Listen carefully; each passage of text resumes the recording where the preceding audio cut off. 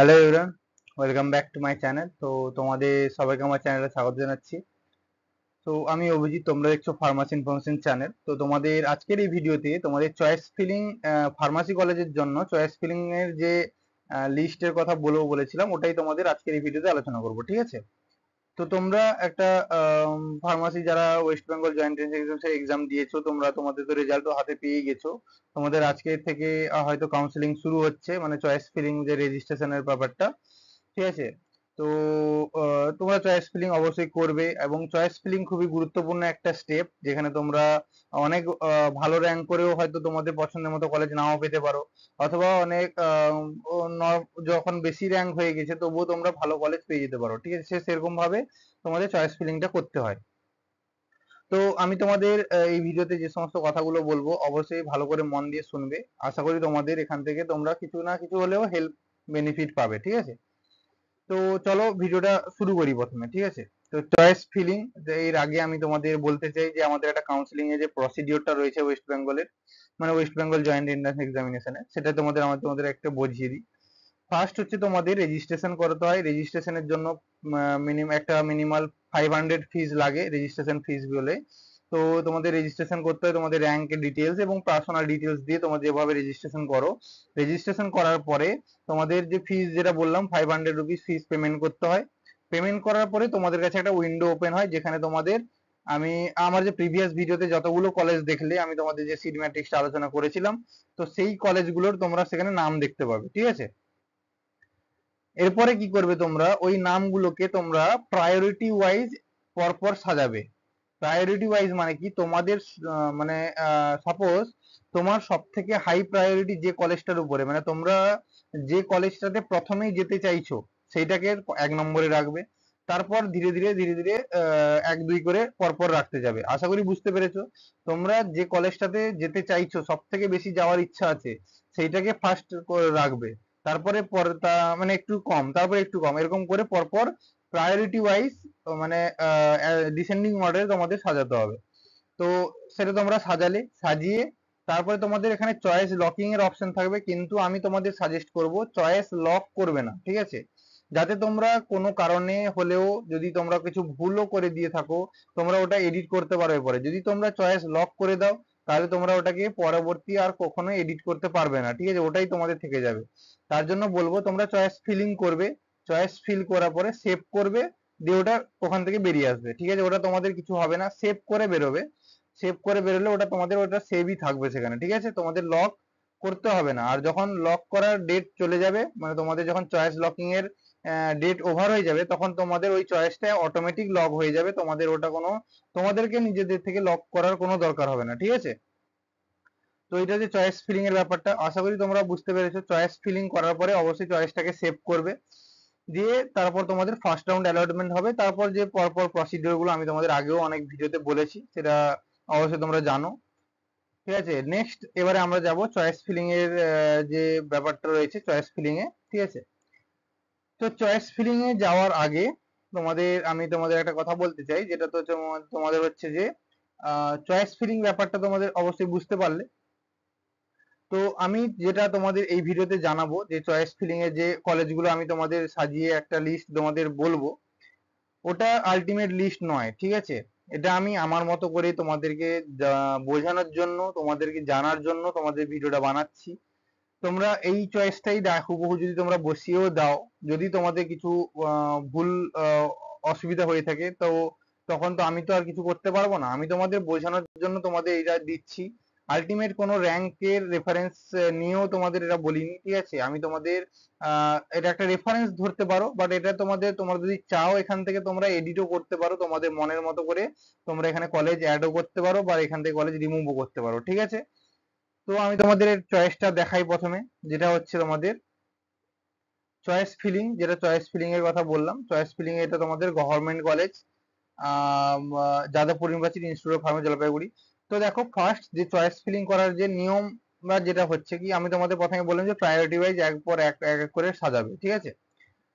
So এখানে তোমাদের তোমার যেই র্যাঙ্ক হোক না কেন, ঠিক আছে? তোমাদের 10,000 হোক, 20,000 হোক, 25,000 হোক, 35,000 হোক, 40,000, 50,000, যেই র্যাঙ্ক হোক না কেন, ফার্স্ট তোমাদের 1 নম্বর কলেজ থাকবে যাদবপুর ইউনিভার্সিটি, 2 নম্বর কলেজ থাকবে ইনস্টিটিউট অফ ফার্মাসি জলপাইগুড়ি। এটা ফিক্সড রাখবে সবাই, তোমরা হয়তো পাও কি না পাও, ঠিক আছে। এবারে তোমরা হয়তো কেউ যদি জলপাইগুড়িতে, ধরো তোমাদের কারোর র্যাঙ্ক 7000 হয়েছে সাপোজ মনে করো, তো তুমি ধরো জলপাইগুড়িতে যেতে চাইছো না, ঠিক আছে, হয় যাদবপুরেও যাবে তোমার যদি ইচ্ছা থাকে, না হলে তুমি জিএনআই পিএইচডি বা অন্য কোনো কোনো কলেজে যেতে চাইছো, তাহলে তুমি জলপাইগুড়ি নাও রাখতে পারো, ঠিক আছে, তোমার অনুযায়ী। বাট আমি মনে করবো যে যাদবপুরটাকে রেখে দিও, যাদবপুর ইউনিভার্সিটি।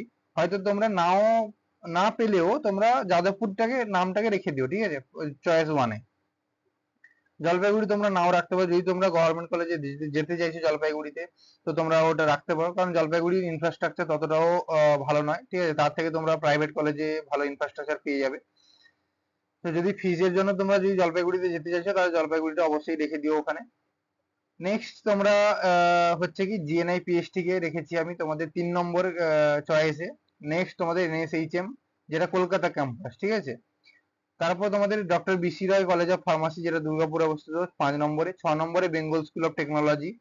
7 নম্বরে হচ্ছে তোমাদের Gupta college of technological sciences. 8 নম্বর তোমাদের এনএসএইচএম দুর্গাপুর ক্যাম্পাস। 9 নম্বরে তোমাদের বিসিডিএ ক্যাম্পাস 1, ঠিক আছে। এটা তোমরা উপর নিচ করতে পারো তোমাদের মন অনুযায়ী, ঠিক আছে। আমি তোমাদের এখানে তোমাদের একটা ডেমো একটা লিস্ট তোমাদের বলছি। এবারে সাপোজ কারুর র্যাঙ্ক, এটা তোমরা লিস্টটা তো পরপর দেখে নিও।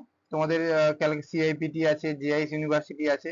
আমি তোমাদের মোটামুটি 17খানা কলেজের এখানে তোমাদের দিয়েছি। তো এখানে তোমাদের আরো অনেক কলেজ আছে, তোমরা পরপর ওখান থেকে নিচেও দিতে পারো বা মাঝখানেও তোমরা তোমাদের অ্যাড করতে পারো তোমাদের সুবিধা অনুযায়ী। কারণ সুবিধা কেন বলছি, তোমাদের হয়তো ওই কলেজটার বাড়ির কাছাকাছি তোমাদের হয়তো কলেজ, ঠিক আছে, তোমরা হয়তো ওই কলেজে যেতে চাই, কারণ ট্রান্সপোর্ট খরচটা আমাদের বাঁচবে।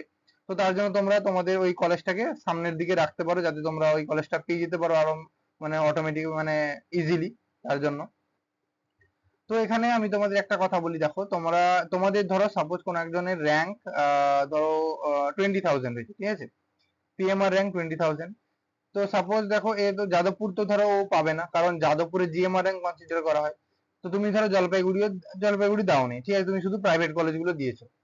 প্রাইভেট কলেজগুলো দিয়েছো তখন GNI PST NSHM BC Roy Bengal school of technology পরপর দিয়ে গেছো।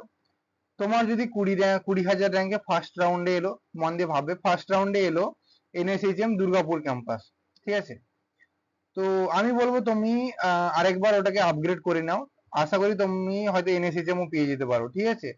তো এটা হচ্ছে তোমাদের, যেহেতু এই বছর অনেকগুলো কলেজ পার্টিসিপেট করছে, প্রায় ধরো 35টা কলেজ মতো পার্টিসিপেট করছে, তার জন্য তোমাদের rank high, cut off high যেতে পারে, ঠিক আছে। তো আশা করি তোমাদের কম র্যাঙ্কেও তোমরা ভালো কলেজ পেয়ে যাবে এই বছরও, ঠিক আছে। তো এইভাবে তোমরা কলেজগুলোকে মানে সাজাবে। যদি এখনো পর্যন্ত কোনো কিছু ডাউট থেকে থাকে আমাকে অবশ্যই ভিডিও কমেন্ট বক্সে জানাও। আর পরপর তোমাদের এই এই সিকোয়েন্সে যদি তোমরা সাজাতে চাও তোমরা সাজাতে পারো। যদি কিছু চেঞ্জেস করতে চাও অবশ্যই চেঞ্জেস করতে পারো, এটা কোনো একটা রেফারেন্স অনুযায়ী নিয়ে তোমরা ওটাকে সাজাতে পারো বা চেঞ্জেস করতে পারো।